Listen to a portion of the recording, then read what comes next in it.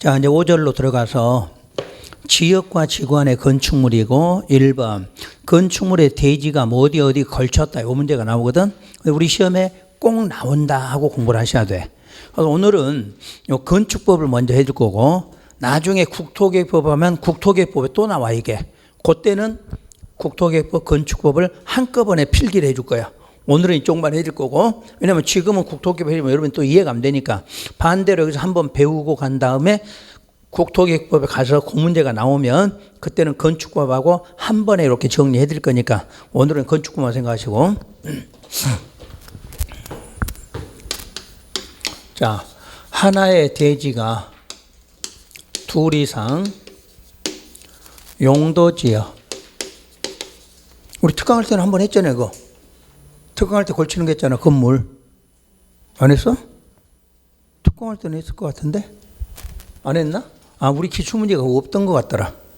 자, 여러분 기출문제 내가 욕 안 해야지 그랬지. 마이크만 끄면 욕할 게 엄청 많아. 세상에 어떻게 응? 기출문제도 그것밖에 안 되냐? 기출문제 시험 본 거 넣어놓으면 되는 거 아니야? 근데 왜 그런 거 안 넣어놓냐? 그래서 내가 프린트 만든 거 아니야? 워낙 안 들어가서. 참 대단한 그 출판사야. 그러고도 벌어먹고 사는 거 보면 누가 바본지 모르겠어. 그런 책을 사서 공부하고도 그 인터넷 가서 보니까 짱 막 올렸대. 이 책이 짱 막 이렇게. 누가 했을까? 그럼 누가 올릴까? 돈 주고 샀을까? 아줌마들이? 알바들이 그래 그런 것 같더라. 공부한 사람은 그 짱 이렇게는 안 할 것 같아. 여러분도 공부해봤지만 알잖아. 참 기출문제까지나 이런 거 처음 봤어. 기출문제도. 자, 둘 이상 용도지역 등에 걸치는 경우 적용 기준.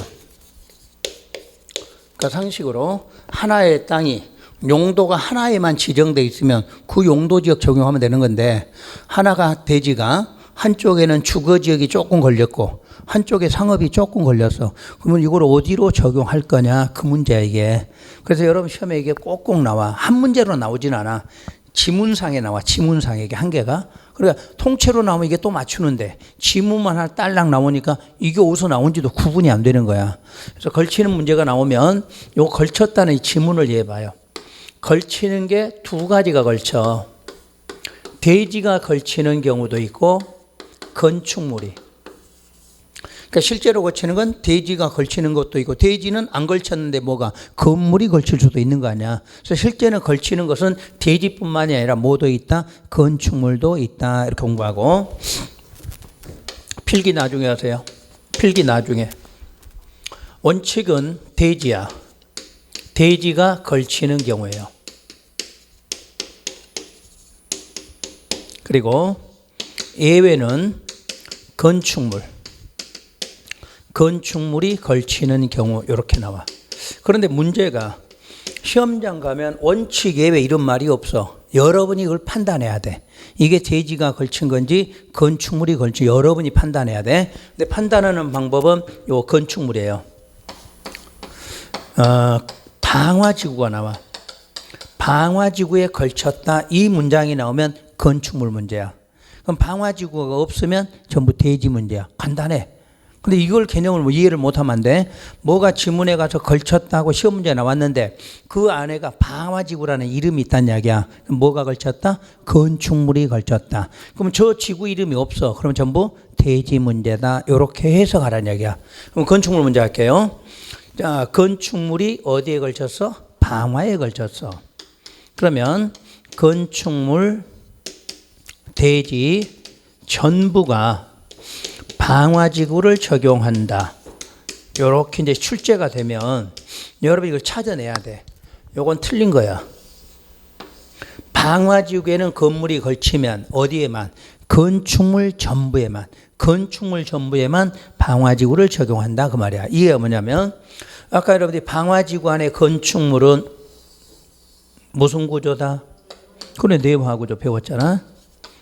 불에 안 타게 하는 구조로 바꿔야 되는 행위 제한을 적용한다 이 말이거든. 그런데 땅바닥에는 불이 나왔나? 그렇지 안 나니까 적용할 필요 없다 그 말이야. 그런데 나중에 국토계획법에 가면 고도지구가 나와. 고도지구. 국토계획법은 그 지구가 두 개 나와. 고도와 방화지구에 걸치면 이렇게 하나가 더 있는 거야. 그때 고도지구는 건물, 대지 모두가 고도지구 이렇게 나와. 그러니까 그때 그 지문을 헷갈리면 안 돼. 근데 여기는 단순히 방화밖에 없으니까 방화만 생각하면 돼.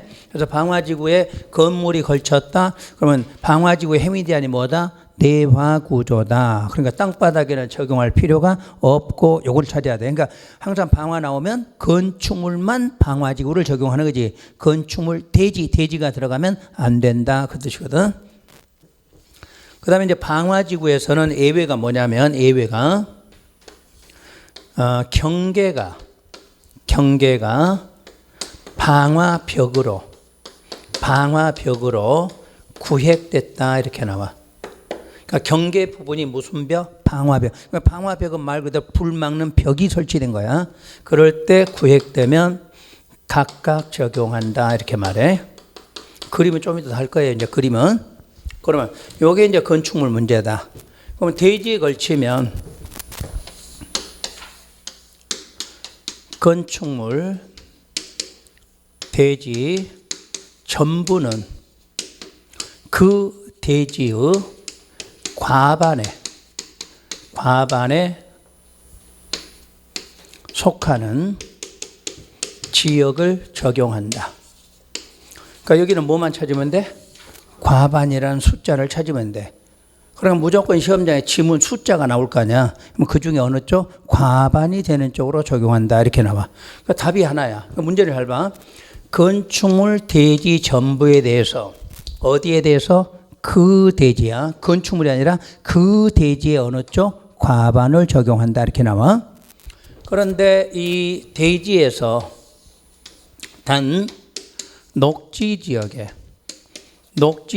걸치는 경우 이렇게 나오면 녹지 지역은 각각 적용 이렇게 나와. 그럼 녹지가 개발 지역이에요? 보전 지역이에요? 보전이야. 그러니까 만약에 녹지가 개발 쪽하고 보전 쪽하고 걸치게 된 거지. 그런데 개발 쪽이 과반이 넘어가면 녹지도 다 같이 개발될 거 아니야. 그런 거를 막기 위해서 녹지 걸치면 면적 따지지 않고 무조건 각각 적용한다 이렇게 나와. 그런데 녹지 지역에 있는 건축물이 방화지구에 걸치면 그대로 무슨 지구 적용하냐면 방화지구를 적용한다 이렇게 나와. 그러니까 무조건 건물이 어디에 걸치면 방화지구 걸치면 면적 이런 거 아예 무시하고 무조건 다 어디로? 방화지구로 이렇게 나와. 자, 그럼 그림 한번 해볼게요. 이게 하나의 대지인데 300이야. 300인데 한쪽이 160, 한쪽이 140 부분이 서로 걸치게 된 거야. 300짜리가. 걸쳤는데 160쪽은 주거지역이야. 140쪽은 상업지역이야. 이렇게 걸쳤고 건축물이 건축이 됐어. 그럼 여기 1번이야. 그럼 1번에 대해서 건축물 대지 전부에 대한 행위제한은 대지의 어느 쪽으로? 대지의 과반 쪽으로 이 말이지. 그럼 현재 대지의 과반이 어딘데? 주거지역이겠지. 그래서 건물이든 땅이든 모두 무슨 지역? 주거지역 적용한다. 이렇게 되는 거야. 1번 문제가. 그런데 요 상업지역인데 여기가 방화지구가 지정돼 있어. 상업지역인데 방화지구가 요 2번이야.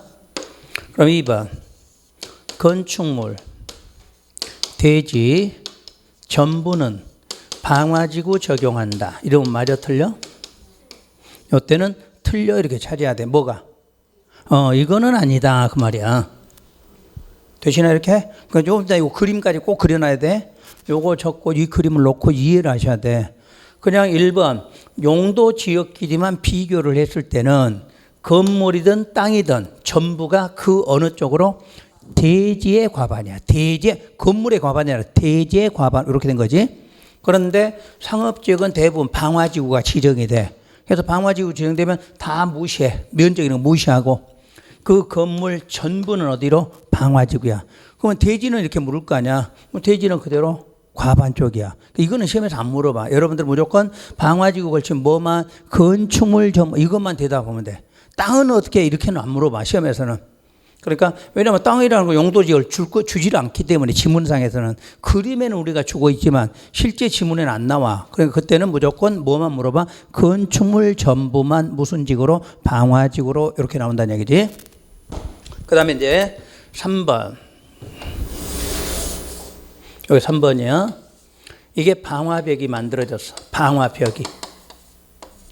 그러면 이쪽의 건물은 현재 방화지구면서 방화벽이 만들어져서 그럼 이쪽은 무슨 구조로? 내화 구조 하면 되겠지? 그러면 불 막는 벽이 설치됐으니까 이쪽의 건물은 내화 구조 할 필요 없다 그 말이지. 그때는 방화벽이 만들면 각각 따로 적용한다 이 말이 돼. 어? 방화벽이 들어가면 무슨 지구에서? 자, 3번. 방화지구인데 무슨 벽이? 방화벽이 설치가 됐다 그 말이지. 그럴 때는 어떻게 한다? 각각 적용한다. 이렇게 하라는 얘기지. 자, 그럼 마지막으로 똑같은 대지가 300이 있어.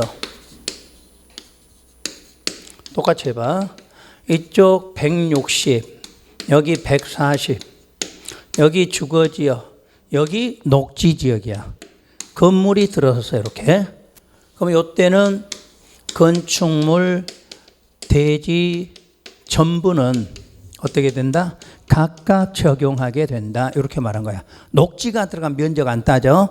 여기가 설령 100이었건 200이었건 상관없는 거지. 녹지 들어가면 너 따로 나 따로 이렇게 따로 적용. 그러니까 시험에서는 기본 지문이 녹지 지역에 걸쳤다 나오면 건물, 대지 모두가 어떻게 한다? 각각 이렇게만 나오면 돼. 그러면 시험 지문은 무슨 지역이라고 없을 거 아니야. 그러니까 각각 적용. 그림으로 하면 이렇게 되는 거지. 다시 녹지 지역인데 방화지구가 지정됐다. 또 나올 수 있겠지? 자, 여기 2번이야. 그럼 방화지구, 지구대니까 건축물 전부는 무슨 지구로? 방화지구로 이렇게 나올 거 아니야. 그럼 여기다 또 방화벽 나오겠지? 방화벽, 그럼 어떻게 돼? 각각 이렇게 된다는 얘기야. 이거 되셨지, 이제? 좀 이따가 저거 사진 적을 수가 없어, 시간이. 저거 사진 찍고, 요놈 사진 찍고, 그래서 집에 가서 필기하실 분은 필기하고, 안 해도 되면 요걸로 끝내시면 돼. 필기는 나중에 국토교육부에서 하시는 게 좋아. 왜? 그때는 요걸 2개를 국토교육부 한꺼번에 설명할 거거든. 그러니까 오늘은 사진만 찍으세요. 이해되신 분은 안 찍어도 되고, 이해 안 되신 분은 좀 사진 찍어서 집에 가서 한 번 더 확인하고.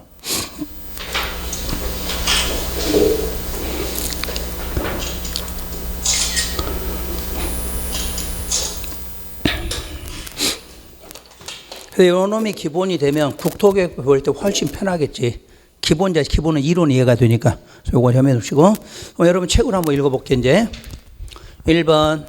둘 이상 지역에 걸쳐서 원칙이야. 원칙하고 어디에가 굵은 글씨가 나와? 대지 써졌잖아. 대지.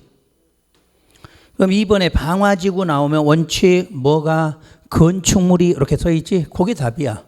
그러니까 방화지구는 항상 뭐에 관한 거? 건축물에 관한 내용이고 그게 이해되면 그놈이 아니었을 때는 뭐다? 대지다. 이렇게 해석하라는 이야기지. 자, 그러면 대지는 지역, 지구, 녹지, 방화 제외하고 구역 등에 걸치게 되면 건축물 및 대지 전부, 건축물, 대지 전부는 어디에 과반? 어디에 과반이야? 그 대지의 과반이야. 건축물 과반이 아니야. 항상 어디? 대지의 과반에 속하는 지역으로 적용한다. 이렇게 나와.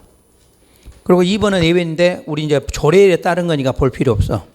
그리고 2번 방화지구 걸치면 방화지구에 걸쳤다는 건 뭐다? 건축물에 관한 문제라는 얘기지. 원칙 하나의 무엇이? 건축물이 방화지구의 그 밖의 지역에 걸치면 그 전부에 대해서 방화지구 안에 뭔만? 건축물에 관한 규정만 적용하잖아. 거기는 대지란 말이 들어가면 안 된다 그 말이겠지. 두 번째 예외. 방화지구와 그 밖의 구역의 경계가 뭐로 구획돼? 방화벽으로 구획되면 건축물 대지에 관해서는 이 법, 각 끝에 각각 적용한다 이렇게 나오지. 그래서 한번 녹지에 걸치면 대지 건축물. 그래서 원칙은 대지가 나오지. 녹지 나오면 대지가 녹지 지역에 걸치면 그 다음 줄 건축물 및 대지에 관한 이 법의 규정을 적용한다. 첫 줄 끝에 각자 걸치면 어떻게 돼? 각각 건축물 대지에 관한 이 법의 규정을 적용해. 예외 녹지 지역 안의 건축물이 무슨 지구에 걸치면 방화지구에 걸쳐도 방화지구 규정을 적용한다. 안 적어도 이거 이해되면 굳이 필기하실 필요 없다는 얘기야. 그래서 필기는 국토계획법에다 필기를 해야 돼. 왜냐면 국토계획법은 이보다 더 내용이 더 많거든. 그때 내가 건축법이랑 같이 적어줄 거거든. 그때도 건축물 따로 있고 대지가 따로 있고 필기는 거기다 해야 더 정확해. 그래야 여러분들이 어디서 시험 문제가 나와도 맞추지. 따로따로 해놓으면 어차피 안 되니까. 그래서 이제 오늘 기본적으로 했고 요거 하고 나서 건축법, 국토계획법 하면 아주 쉬워. 그랬지. 기본은 같기 때문에. 그 다음에 건축물과 면적 및 높이의 제한이 나와서 면적과 높이의 문제. 요거는 여러분이 그동안에 계속 써왔던 용어들이 여기 나온 거지. 자, 1번. 면적 산정 방법에서 1번 대지 면적. 대지 면적의 원칙은 대지의 무슨 면적이다? 수평 투영 면적이야. 수평 투영 면적. 그럼 수평 투영이라는 걸 요걸로 한번 예를 들어봐요. 자, 대지가 만약에 이렇게 평평하지 않고 이렇게 곡선인 경우도 있겠지. 그럼 이거를 계산할 때 이렇게 계산하는 게 아니라 이렇게 기준해서 요 면적, 요게 무슨 면적? 수평 투영이란 이야기야. 그지? 곡선으로 보는 게 아니라 여기하고 여기를 위에 가서 봤더니 일직선으로 보일 거 아니야. 그런 면적을 무슨 면적? 수평 투영이지. 그러니까 항상 우리가 땅바닥에서 보면 이제 곡선이 보일 건데 위에서 보면 곡선이 보여 안 보여? 안 보이지. 이게 수평 투영이야. 자, 이걸 해봐. 이게 대지야. 근데 여러분이 이렇게 보면 이렇게 봐야 보이는 거지. 현재 여러분 눈에 이렇게 보였어. 근데 이렇게 눕혀져 있을 거 아니야. 위에 가서 보니까 이렇게 보이지. 그게 무슨 면적? 그게 수평 투영 면적이야. 아셨지? 눈으로 투시해서 보는 면적 그 말이야. 곡선이 있거나 뭐 꺾여진 부분은 계산돼 안 되고 그냥 일직선 개념으로 본다 이런 개념이야. 그러면 이제 문제는 연치가 안 날 거니까 예외. 우리 배운 대로 소연업이 미달도로 건축선하고 도로 모퉁이 건축선 가각 전제는 건축선과 도로 사이의 대지 면적을 포함하지 않았다. 기억나? 그리고 거기서 내기도 하고 여기서 내기도 할 거 아니야. 대지 면적에다. 그리고 디귿 대지 안에 도시계획 시설인 도로 공원 등이 있으면 그 시설에 포함되는 대지 면적은 포함하지 않는다 그랬지. 그러니까 대지가 지금 도로가 지나가. 그럼 그 부분은 빼고 하라 그 말이잖아. 쉬운 말로 하면. 그리고 이제 이 오른쪽에 가면 건축 면적이 나와. 이 건축 면적하고 3번의 바닥 면적, 연면적, 요게 대표적인 면적에서는 시험 문제야. 여러분 시험 문제가. 그래서 건축 면적은 원칙 건축물의 무슨 벽, 외벽의 중심선, 외벽의 중심선으로 둘러싸인 부분의 수평 투영 면적이다 이렇게 놨어. 그럼 이걸 그림으로 한번 그려볼게요.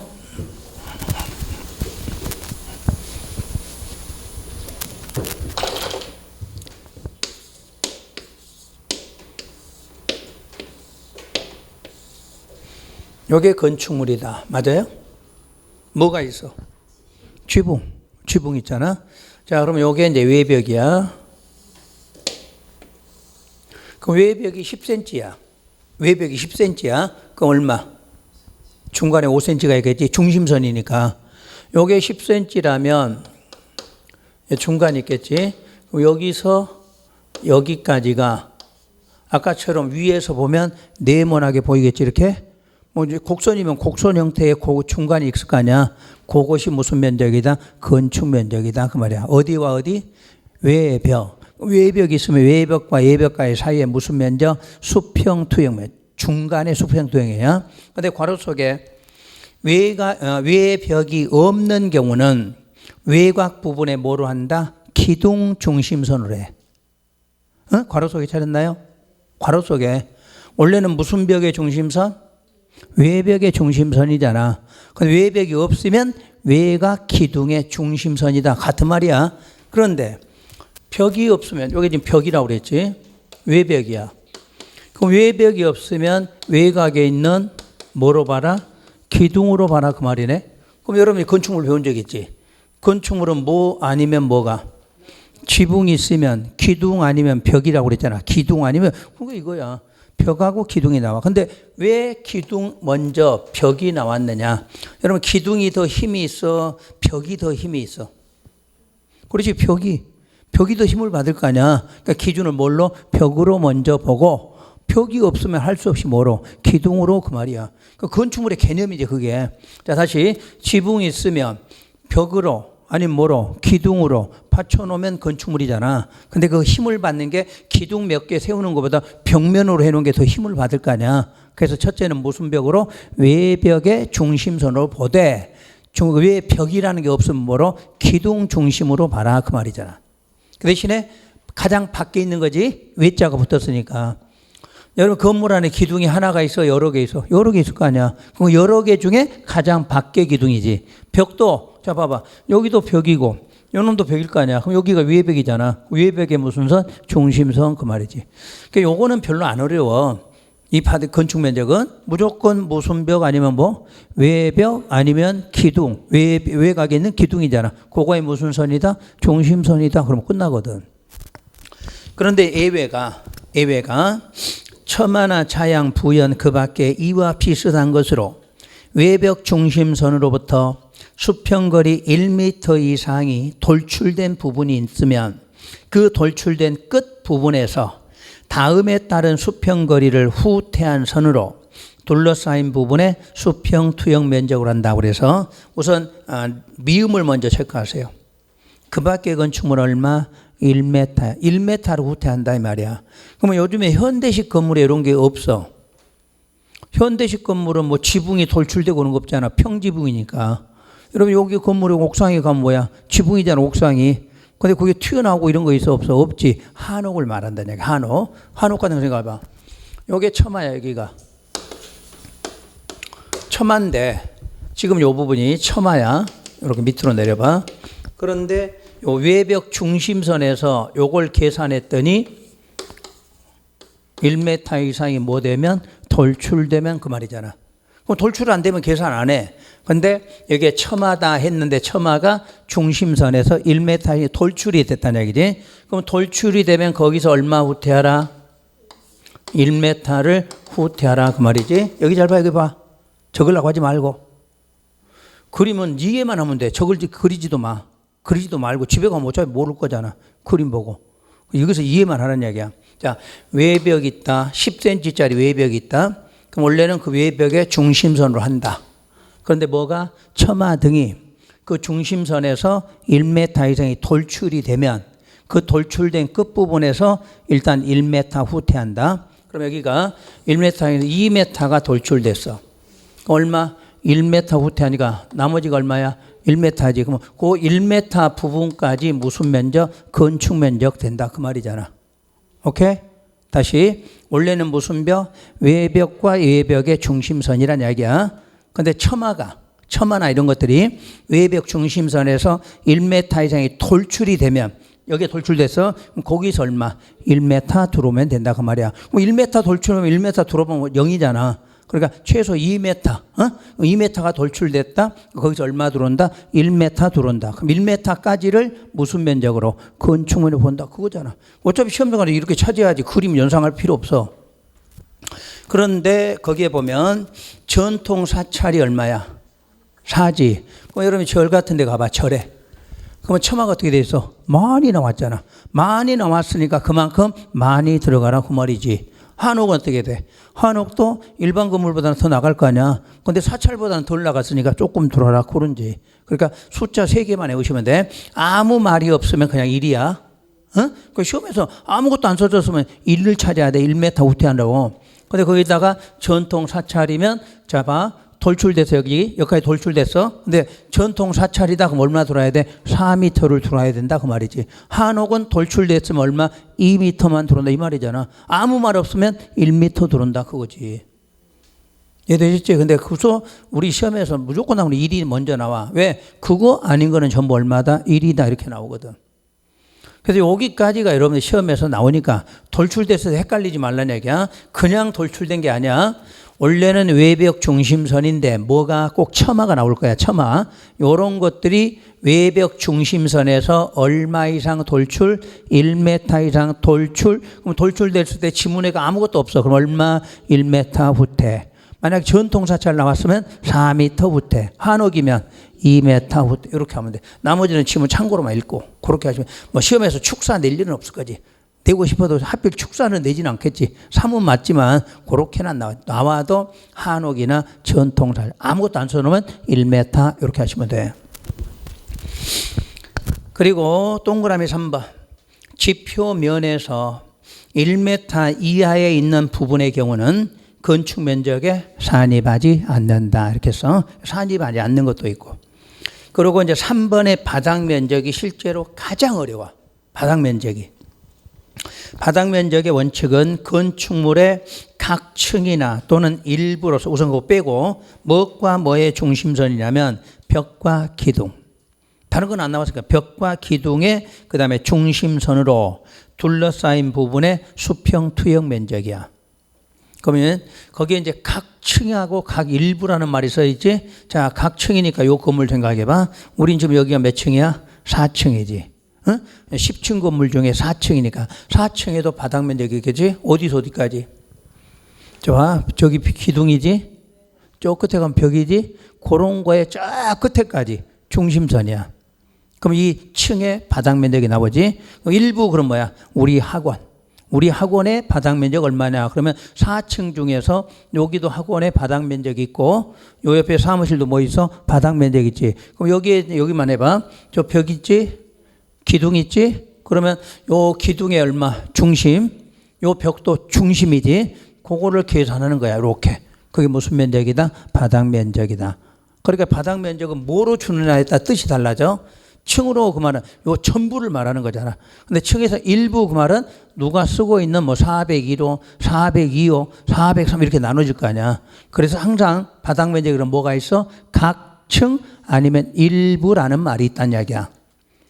그거 주어지고 기준은 뭐과 뭐? 벽과 기둥의 중심선 그러면 돼. 그럼 아까 건축 면적은 어떻게 했어? 벽 아니면 기둥이었잖아요. 근데 이거는 벽과 기둥이 다 있다는 이야기야. 그 차이점이야.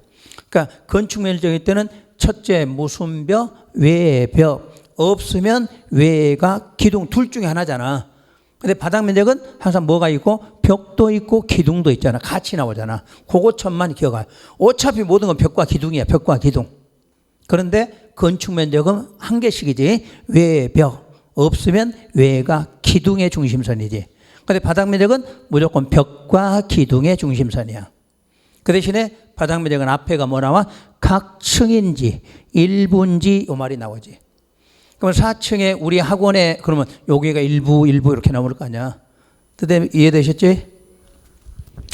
그런데 거기에 괄호 속에 벽과 기둥에 구획이 없는 건축물, 벽과 기둥에 구획이 없어. 그런 건축물은 그 지붕 끝부분에서 수평거리 1m를 후퇴한 선으로 둘러싸인 수평 투영 면적이다. 그러니까 만약에 이 건물에가 벽과 기둥에 구분이 없어. 그러면 저 위에 지붕에서 어떻게 돼? 그냥 끝에서 1m를 안으로 들어야 돼. 그러니까 만약에 기둥이 없으면 요 위에 쭉 가면 끝에가 뭐야? 지붕 나오겠지? 그럼 지붕에서 얼마? 그냥 1m 후퇴. 바로 요 부분이 뭐다? 그게 바닥 면적에 들어간다. 그 의미야. 이거는 개념만 잡으면 되는 거지. 여러분 실무에 가면 뭐 실무를 할 건 아니잖아. 그러니까 시험 문제 나올 때는 뭐가 기준점인지 찾아봐. 자, 건축 면적 하면 뭐? 건축 면적 외벽 중심선. 만약 외벽이 없다 그러면 외가 기둥 중심선이지.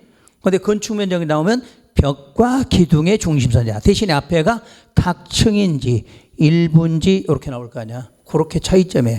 그래 놓고 아까 외벽에서는 1m 이상이 돌출이 됐을 때 1m 들어온 거잖아.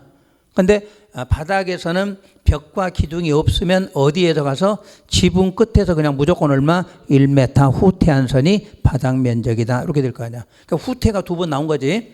근데 건축 면적은 돌출이 된 거잖아. 뭐가? 처마 등이 중심선에서 돌출이 돼서 얼마 이상? 1m 이상 돌출되니까 거기서 1m로 후퇴한 거고, 아까는 바닥 면적은 돌출된 게 아니라 구획이 없으면 그냥 지붕 끝에서 1m 들어온 선이다 이렇게 되는 거잖아. 헷갈리면 안 돼, 그 숫자. 그리고 2번에 다음의 경우에는 바닥 면적에 산입하지 아니한다가 돼 있어. 그래서 기억, 승강기탑, 계단탑, 장식탑, 다락이야. 이런 거는 무슨 면적에 포함이 되는데? 바닥 면적에 포함이 안 돼. 그런데 다락은 시험을 많이 냈어. 다락은 층고가, 그러니까 층고가 뭐야? 바닥에서 저 위에까지 높이야. 높이가 1.5 이하인 것만 해당. 그 말은 1.5 이하이면 어디에서 제외한다? 바닥 면적에서 제외한다 그 말이거든. 그런데 또 단 경사진 형태의 지붕의 경우는 얼마다? 1.8 이하야. 그러니까 이제 시험에서 다락 문제가 나오면 숫자를 주는 거야. 1.5다 그러면 바닥 면적에 산입돼 안 돼? 안 된다지. 근데 경사진 형태인데 2m다 그러면 어떻게 돼? 포함이 돼야 돼. 포함이 2m면 1.8 이하잖아. 구육을 좀 많이 내. 그 내가 우스갯소리, 여러분도 다락이 좋아 안 좋아? 어렸을 때는 왠지 좋지. 꼼꼼하니 거기 가서 혼자 놀기 좋잖아. 그 내가 웃으면서 그랬어. 이 출제한 사람이 다락에 대한 뭐 추억이 참 많은가 보다고. 잘 내, 이 다락을. 그지? 그 다락이라는 개념은 누구나 다 추억거리가 있는 곳인데, 그래서 그런지 다른 거는 내지 않는데 자꾸 다락은 잘 내. 숫자가 2개 나와. 그냥 다락하면 얼마? 1.5 이하는 바닥 면적에 산입 안 하니까 1.6 그럼 산입해야 돼. 근데 시험에서 꼭 경사진 그러면 이제 우리가 지붕 꼭대기 밑에, 지붕 밑에 다락이 있다는 얘기잖아. 그럴 때는 층고가 얼마? 1.8. 1.8 이하는 바닥 면적에 산입이 안 돼. 그럼 시험에서 넉넉하게 2m 주잖아. 산입한다 이렇게 나와야 돼. 시험 문제가 그것까지 다 출제를 해놨어. 그리고 두 번째가 니은에 공동주택의 무슨 층? 지상층에. 지상층에 설치한 기계실, 전기실, 어린이 놀이터, 조경시설들도 바닥 면적에 산입하지 않아. 그럼 시험에서 지하로 나오면 어떻게 돼? 포함한다 그래야 되겠지? 지상이야, 지상. 그러니까 특히 공동주택의 지상에 이렇게 설치한 것들은 바닥 면적에 산입을 안 한다 이렇게 놨어. 그러니까 특히 많이 나오는 게 이런 정도 개념이야.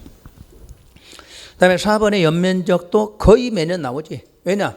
여기서만 써먹는 게 아니라 연면적은 우리가 국토계획법 배울 때도 연면적 이게 나올 거고, 우리 무슨 법 배우다면 건물에 관한 건 무슨 연면적이 어쩌고 연면적 합계가 어쩌고 이렇게 나올 거 아니야. 그러니까 거의 나와.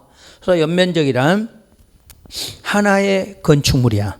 그럼 하나를 한 동이다 이렇게도 말하지. 하나의 건축물을 한 동이다 이렇게도 말해. 그 한 동의 건물이 있는데 무슨 층? 각 층이지. 각 층의 바닥 면적의 합계라고 돼 있지. 그럼 여기서 각 층은 모든 층이지. 모든 층이야.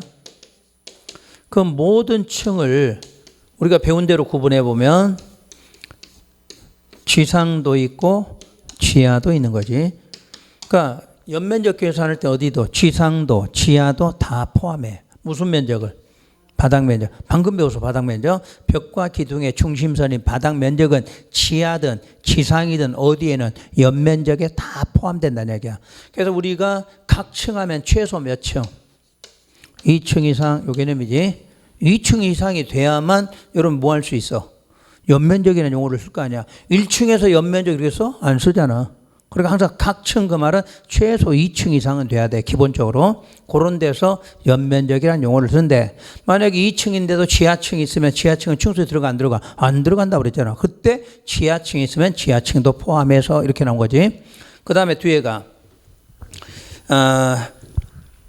하되 용적률 산정할 때에는 연면적에서 다음에 해당하는 면적은 제외하라고 그랬지. 특히 아까 뭐 지하층 면적. 그리고 앞으로 지상층에 뭐로 쓰는 거? 주차용. 지상의 주차용. 그리고 초고층 건축물의 피난 안전구역 면적. 초고층 얼마? 50층 이상. 1층까지 못 내려니까 중간중간에 피난층을 만드는데, 그런 피난층에 해당하는 피난 안전구역도 계산할 때는 빼고 계산하라. 이런 말이겠지. 4번은 안 봐도 돼. 나오면 3번까지 이 정도 나와. 3번까지만. 그 다음에 높이 산정. 높이 산정. 건축물의 높이. 건축물의 높이는 지표면에서 당해 건축물의 상단까지 높이야. 자, 상단에 동그라미 하세요. 그 상단은 옥상 바닥 이렇게 쓰세요. 내년부터는 써줘야 되겠어. 항상 건축물의 상단, 그럼 뭐? 옥상 바닥. 그러니까 상단이니까 우리 맨 꼭대기가 지붕이잖아. 그러면 지붕 위에가 우리 옥상이라고 그러잖아. 그럼 옥상이니까 우리가 서서 발바닥이 닿잖아. 그래서 옥상 바닥을 상단이다 이렇게 불러요. 거기까지의 높이다. 괄호 조금 빼고. 그 다음 처마 높이가 상당히 어려워. 그래서 내가 그걸 법조문을 풀어서 두 가지로 써놨어. 처마 높이는 일단 기준은 지표면이야. 지표면인데 1번 건축물의 어디까지? 지붕 틀까지 높이야.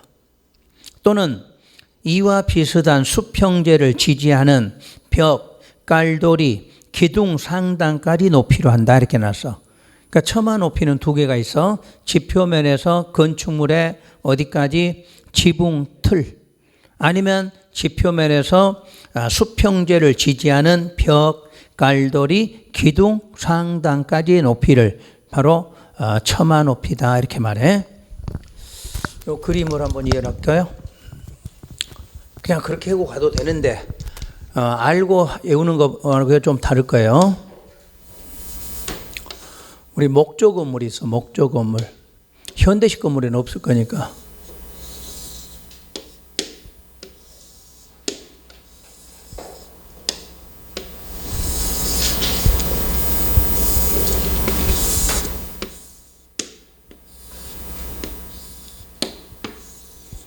이렇게 하면 이제 목조 건물이야 이게. 그래서 여러분이 어디 가냐면 절 같은 데 가면 이렇게 돼 있어. 찾아보라는 얘기야. 여기 현재 지표면이야. 자, 지표면 여기가 지붕 틀이다 이렇게 할게. 그럼 1번 높이는 여기까지겠지. 지표면에서 어디까지? 지붕 틀까지 높이. 요거는 아무 문제가 없는 거야. 그런데 요게 수평제라 그래. 수평. 가로로는 이게 수평이지. 수평제 그 말은 들보라고 그래. 대들보. 대들보. 여러분 집 짓고 나면 우리 한옥 건물에는 대들보가 굵은 게 있잖아. 그걸 수평제 대들보라고 불러. 그러면 그거를 받친다는 게 지지지. 요걸 지지한다 이렇게 말하지. 지지하는 요게 만약에 벽이었다. 또는 기둥이다 해봐. 그러면 자, 요 지표면에서 여기까지겠지? 벽과 기둥의 어디? 상단. 여기 상단이잖아.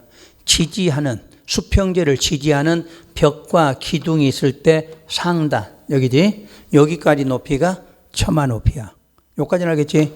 기둥이나 지금 벽은 두 가지 나와. 항상 우리는 지붕을 받치는 거 뭐 아니면 뭐야? 벽 아니면 기둥이거든. 그러니까 벽이 있으면 벽의 상단.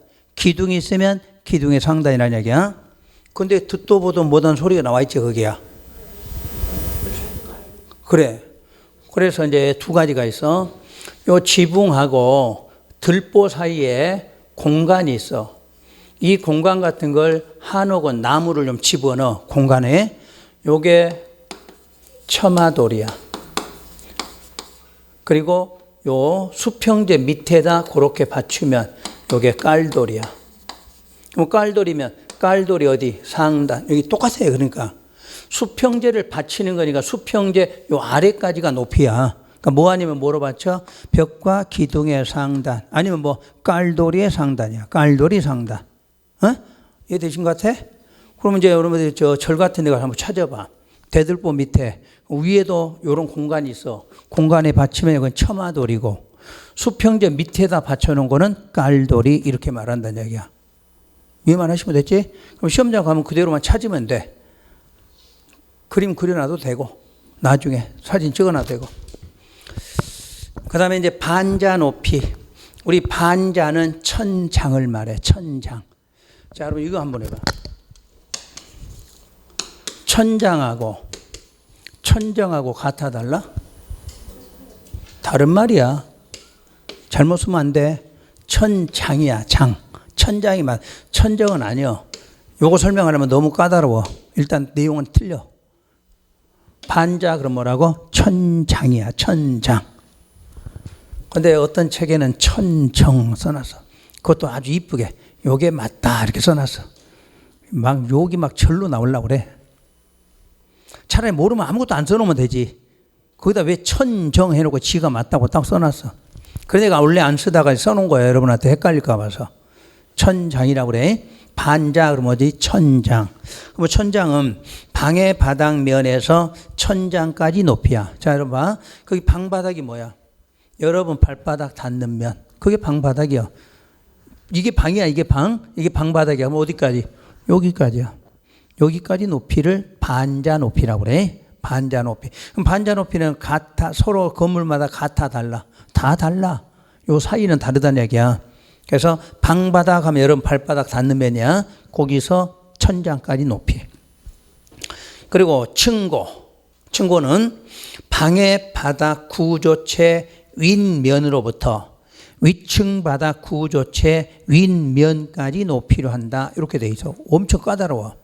그냥 바닥면에서 방바닥에서 위층 바닥면 이러면 될 건데 구조체라는 말을 썼잖아. 그러면 일단 봐. 여러분 여기 평평해. 요거는 구조물 아니야. 요거 들고 옮기는 거 구조물이 아니야. 요게 완벽하게 이 땅에 붙어 있다면 요것도 구조체가 돼. 없으면 그냥 평평하잖아. 그럼 평평한 바닥에서 위층에 가면 또 평평한 바닥 나와. 나오지. 그걸 말해. 그러니까 밑에가 뭐라고 나와 있어? 방의 바닥 구조체 윗면. 그럼 구조체가 없으면 발바닥 면이야. 그러면 거기에서 위에 가면 또 발바닥 닿는 면이 있을 거 아니야. 거기까지를 뭐라고 한다? 층고라고 해. 그런데 바닥 구조체가 왜 나오게 됐느냐? 자, 아파트 가봐. 아파트 현관문 열고 들어갔어. 그러면 신발 벗고 올라갈 때 약간의 공간이 있지. 그건 구조체야. 완벽하게 붙어있어. 그때는 높아진 부분에서 위층에 가면 또 그런 바닥 나오겠지. 그까지를 말한다. 그 뜻이야. 그래서 구조체라는 말이 있어. 그냥 평평했으면 그런 말이 없을 건데 요즘 평평한 것도 있지만 아까처럼 아파트 같은 데 가면 신발 벗는데 우리 거실하고 일자로 돼 있지는 않잖아. 그럴 때 올라가면 바닥 구조체가 되겠지. 거기서 또 위층에 가면 그런 구조체 윗면이 있을 거다. 거기까지를 층고라고 한다. 자, 그럼 이해 봐. 여러분 발바닥 닿는 면에서 여기 천장까지는 뭐라고? 반자. 위층에 가서 발바닥 닿는 면은 층고. 이렇게 말하면 되겠지. 그 다음에 이제 다음 장에 층수. 하여튼 층수는 여러분 시험에 무조건 나온다고 생각하고 공부하셔야 돼. 자, 1번. 건축물 층수에 산입되지 않는 경우란 승강기탑이나 계단탑, 망루, 장식탑, 옥탑, 기타 이와 유사한 구조물의 어디 부분? 옥상 부분이야. 그럼 옥상 부분은 수평 투영 면적 합계가 건축물 8분의 1 이하인 것과 지하층은 건축물 층수에 산입하지 않는다고 그랬지. 그럼 결론. 무조건 층수에서 지하층은 뺀다고 그랬지. 그건 지상층을 층수로 보는데 지상층 중에 어디 부분은 옥상. 그러니까 지상층은 전부 층수에 들어가는데 어디만큼은 옥상은 층수로 볼 거냐 안 볼 거냐 그 말이겠지. 그래서 옥상에 뭐가 만들어졌는데 건축 면적 8분의 1 이하인 것은 층수로 안 본다고 그래서 그럼 8분의 1을 초과하면 층수로 본다는 거지. 그게 옥상이야. 그러니까 옥상이 층에 들어가느냐 안 들어가느냐는 그 옥상 위에 건물이 뭐가 있는데 구조물이 건축 면적 얼마? 8분의 1 이하에 해당하면 층수로 안 보고 8분의 1 넘어가면 층수로 본다. 그럼 여러분 건축주는 8분의 1 넘게 할까? 이하로 할까? 이하로 해야 되겠지? 그래 세금 덜 물지. 그래서 그 기준점이야. 8분의 1 초과하면 층수로 보니까 거기까지 과세가 될 거 아니야. 근데 8분의 1은 층수에 안 들어가니까 과세 개념에서 빠진다. 그러니까 여러분 상식 여러분 입장으로 보란 이야기야. 층수로 들어가는 게 좋아 안 들어가는 거? 안 들어가. 들어갈 것 같으면 아예 크게 지어란 이야기야. 크게. 그럼 크게 안 짓고 층수로 안 하려면 8분의 1 이하로 만들면 층수로 안 볼 테니까 그 말이겠지. 그럼 결론 층수에는 무조건 어디는 제외하고 무조건 어디는 제외. 지하층은 무조건 제외하고 그러면 이제 지상층에 있는 게 층수인데 지상층 중에 있는 것 중에 뭐 하나 빼고 옥상 부분에서 8분의 1 이하면 빼고 그 말이지. 그다음에 2번하고 3번은 무조건 묶어놓고 별표해놔. 층의 구분이 명확하지 않다. 어디라고 그랬어? 어? 층의 구분이 명확치 않다. 어디 건물? 성당 안 했어? 성당. 내가 교회 안 하고 큰 교회 그런 말 했잖아. 그래서 시험장 가서 그 말 기억하라고 내가 일부러 한 거야. 그냥 교회 그러면 안 되고 큰 교회고 성당 그냥 성당만 써놔도 되고 또 공연장, 집회장 이런 거 있었잖아. 그런 것들은 가면 공간은 하나잖아. 공간은 하나인데 공간이 높잖아. 높을 때 그런데 몇 미터? 4미터를 하나의 층으로 본다. 요거 하고. 그다음에 3번은 방금 배웠어. 뭐가 두 개이면? 피난층이 두 개이면 보는 면에 따라 층수가 서로 다르다. 그럴 때는 가장 많은 층수로 한다 하는 거하고. 3번의 건폐율하고 용적률은 자, 요 단어만 기억해 봐요. 행위제한에서 수없이 많이 배웠지. 자, 건폐율은 무슨 면적 제한? 무슨 면적? 건축 면적을 제한하기 위해서 만들어진 거지. 용적률은 연면적이지. 방금 우리 배운 용어들이야. 건축 면적이 뭐였어? 외벽이나 외곽 기둥의 중심선으로 이거 배웠잖아. 그것에 대한 제한을 하는 게 건폐율이고 요거는 뭐 연면적 제한이야. 그럼 제한을 하는데 요 두 가지 모두 다 상한선 규제다. 기억나나요? 상한선이란 말은 가장 높은 선을 준다. 규제니까 숫자는 무조건 얼마 이하로 나오는 방식이다. 배웠잖아요. 그거는. 요 정도만 기억하시면 돼. 그러면 동그란 양괄호 3번. 건폐율의 최대 한도는 무슨 법에서 정해? 국토계획법. 그래서 국토계획에서 법령 조례로 정한다 이렇게 배웠잖아. 그런데 다만 이 법에서 기준을 뭐 할 수도 있어? 강화 또는 완화하여 적용하도록 규정을 하면 그에 따른다 이렇게 놨어. 그러니까 실제로 건폐율 용적률을 적용해서 하는 법이 건축법 아니야. 그러니까 건축법은 국토계획에서 최대 한도를 정해놨더라도 이 법에서 필요하면 강화도 할 수 있고 완화도 할 요것만 시험에 내. 건축법에서는. 그럼 용적률도 3번. 용적률 최대 한도도 무슨 법에서? 국토계획에서 정하고 있다. 그러나 이 법에서 강화 완화시킬 수도 있다. 그거야. 여기서 내는 시험 문제는 그거밖에 없어. 그 다음에 대지 분할 제한. 그럼 대지 분할 제한 옆에다 하한선 규제다. 건폐율 용적률은 상한선이고 대지 분할은 하한선 규제. 그래서 원래 상한선, 하한선이 전부 다 건축법에 있었어. 그런데 건폐율 용적률이 국토계획으로 옮겨가는 바람에 거기서 먼저 배우고 이렇게 온 거지. 옛날엔 여기서 다 배워서 건폐율 용적률 숫자까지도. 근데 그게 국토계획에 정하다 보니까 어쩌고 넘어간 것 뿐이지. 그럼 이제 상한은 얼마 이하니까 하한선 어떻게 돼? 얼마 이상으로 이렇게 나와. 그러니까 대지 분할은 얼마 이상으로 분할을 하라 그 말이지. 기억하시죠? 오는. 그래서 각 지역별로 해당 용도 지역 대지의 분할 제한은 항상 건축물이 있어야 돼, 없어야 돼? 있는이지. 건축물이 없으면 토지가 되는 거잖아. 건축물이 있으니까 대지가 되는 거지. 그래서 우리가 국토계획 개발행위 허가 배울 때 토지 분할인지 대지 분할인지 구분하라 그러지. 그러니까 건축물이 있으니까 대지야. 그래서 그 대지에서 다음에 해당 용도지역 규모 범위 안에서 지자체 조례가 정하는 면적에 미달되게 분할할 수 없어. 미달되게. 그럼 항상 그 이상으로 분할하라 그 말이겠지. 주거지역 얼마? 60 이상으로 그래야 돼. 그 다음에 상업은 150, 공업도 150, 위 용도지역에 해당하지 않으면 60이야. 그러면 시험에서 계획관리지역 얼마야? 계획관리지역 60 나와야지. 주상공록 없으면 60이라고 그랬잖아. 또 그것도 위 용도에 해당하지 않는 지역 요걸 또 몰라. 우리는 항상 용도는 토관농자, 도시는 주상공록만 법이 써졌잖아. 그럼 그 외에 그러면 관농자를 말할 거냐? 관농자는 60이지. 그럼 바꿔서 대한민국 건축물 지을 수 있는 최소 면적은 얼마? 60 이상이다 그래. 60 그러면 틀려? 60 이상이잖아. 왜 60 이상? 150도 있고 200도 있잖아. 그 이상으로 대답해야 돼. 그럼 이제 분할이니까 주거지역에서 분할하려면 곱하기 2를 해야 되겠지? 얼마가 필요해? 120이 있어야 분할한다 이렇게 말하지? 분할해서 양쪽이 얼마? 60, 60은 돼. 이 말이지. 그러니까 시험에서 분할을 물으면 쪼개는 거니까 최소 면적은 여기다 곱하기 2를 해야 분할할 수 있지. 요거는 최소 면적을 말하는 거예요. 최소 면적. 그래서 여러분들 요건 시험에서 자주 써먹지.